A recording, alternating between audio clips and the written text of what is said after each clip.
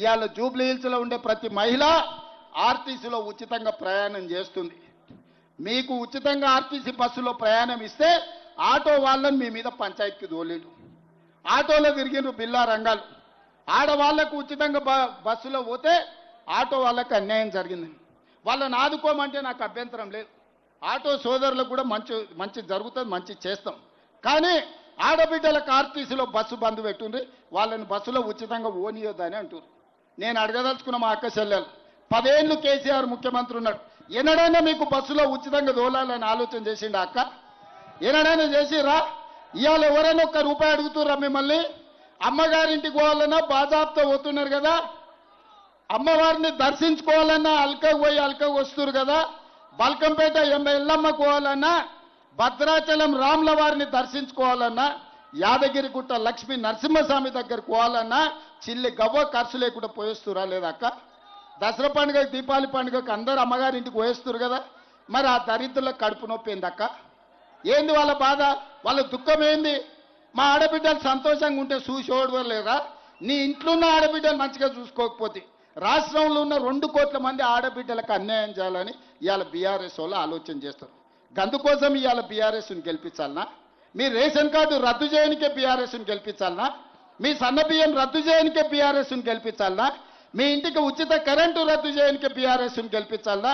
ఆడబిడ్డలకు బస్సు ప్రయాణం ఉచితంగా రద్దు చేయడానికి బీఆర్ఎస్ని గెలిపించాలనా?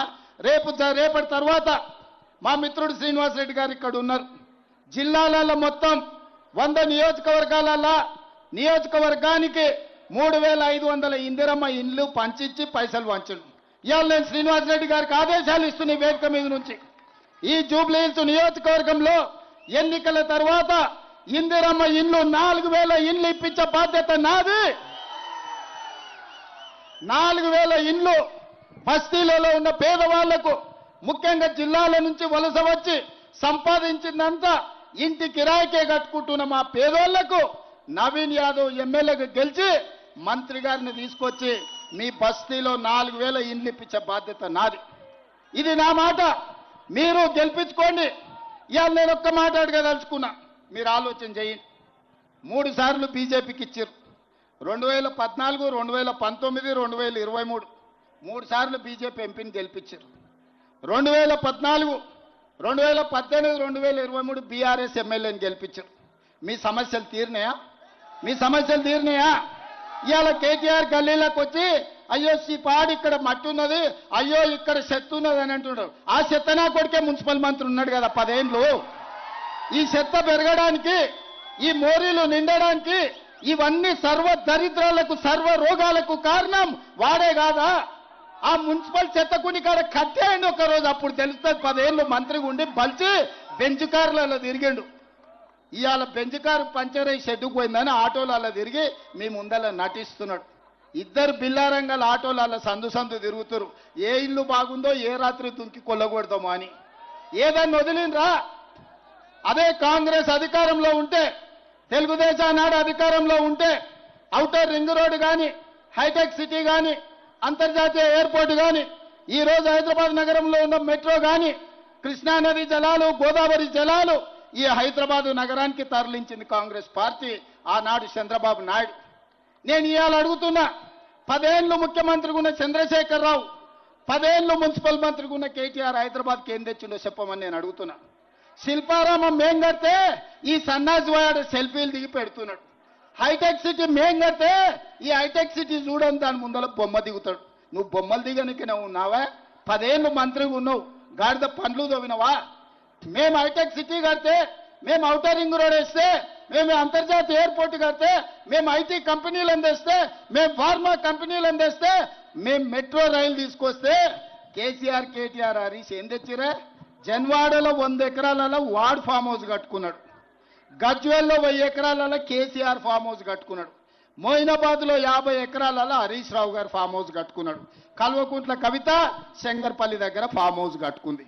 ఇది నిజమా కాదా? ఒకవేళ ఇది అబద్ధమని కేటీఆర్ అంటే 48 గంటలలో 100 బస్సులు పెడతా జూబ్లీ హిల్స్లో. ఈ 4 ఫామ్ హౌసులు మిమ్మల్ని తిప్పి చూపిస్తా. ఎక్కడికి వెళ్ళి వచ్చింది ఈ సొమ్ము? ఎక్కడ సంపాదించారు? రబ్బర్ చెప్పులు లేనోళ్ళు 100 ఎకరాలలో ఫామ్ హౌసులు వచ్చినాయి. ఎవనయ్య జాగీర్ అది ఏడ్కెళ్ళి సంపాదించారు ఇవాళ చెప్పమని నేను అడుగుతున్నా. ఇవాళ వాళ్ళు పేదోళ్ళని మభ్య పెట్టాలని సానుభూతి పొందాలని చూస్తున్నారు. అదేవిధంగా ఆటలో అరటిపండు, సందెట్లో సడేమియా, నా గర్కా నా ఘాట్కా, जो गधा है वो बीजेपी, ना घर का ना घाट का, धोबी का गधा ना घर का घाट का ना घाट का बोले। मगर आज बीजेपी का जो उम्मीदवार है ना घर का ना घाट का, वो गधे को आज डिपॉजिट भी नहीं मिलने वाला है, क्योंकि ये लोगों का दोनों का फेविकल बंधन है। हमारे माइनॉरिटी भाइयों से मैं एक ही गुजारिश करना चाहता हूं, भाई मैं हमारे अजहर भाई को मैं मंत्री बनाया, क्या तकलीफ है उनको, क्या सरदर्द है उन लोगों का? किशन रेड्डी साहब जाके दरखास्त दी दी है इलेक्शन कमीशन को, अजहर भाई को मंत्री नहीं बनाना है। भाई तुम कैसे भी नहीं बने, तुम कुछ नहीं दिए। कांग्रेस सरकार राहुल गांधी अजहरुद्दीन को इंडिया के खिलाड़ी वर्ल्ड कप जिता के अपना नाम रोशन किए, जो खिलाड़ी है देश का नाम पूरे दुनिया में रोशन जो किया, उनको आज हमारा मंत्री है। हम लोग गर्व से कहना हमारा हैदराबाद शान आज मंत्री बन गए। अगर उनको तारीफ नहीं किए तो नहीं किए, मगर खिलाफ करने का क्या जरूरी था? किशन रेड्डी साहब, किसके लिए आप किसको मदद देना चाह रहे? हमारे माइनॉरिटी लोग कोई भी बीजेपी को वोट देने वाला नहीं है। फिर सब सारे कांग्रेस को देश को उसको क्या तकलीफ है? इसमें विभाजन लाके कुछ वोट आप बीआरएस को दिलाने के लिए कोशिश कर रहे हैं। ये मंत्री नहीं बनाए तो कुछ वोट है, कुछ वोटर्स, अरे भाई हमारे माइनॉरिटी मंत्री नहीं बनाया रेवंत रेड्डी साहब, इसीलिए हम कार को कुछ और डाल लेंगे। कार को मदद करने के लिए आज किशन रेड्डी साहब कोशिश कर रहे हैं। मैं ये मन से यही पूछना चाहता हूं, किशन रेड्डी जी, आपका बाप का जागीर मैं कुछ नहीं मांगा, आपका बाप का जागीर कुछ खींच के अजहर को नहीं दिए। मेरे सरकार में, कांग्रेस पार्टी के सरकार में सोनिया गांधी, राहुल गांधी, उनके आदेश के अनुसार अजहरुद्दीन को मैं आज मंत्री बनाया। आपका क्या जा रहे? इनको तो छोड़ो, गुजरात से मोदी जी का जमीन जागीर जायदाद कुछ खींच लिए क्या? मैं कुछ पूछा क्या? गुजरात से कुछ लाए नहीं, गुजरात से कुछ खींच लिए नहीं, गुजरात से कुछ लेके अजहरुद्दीन को मैं नहीं दिया। तेलंगाना में इसी रियासत में जो निजाम सरकार जो था वही इलाके में आज अजहरुद्दीन को मैं मुख्यमंत्री होके उनको मंत्री बनाया, मेरे साथी बनाए। क्या तकलीफ हो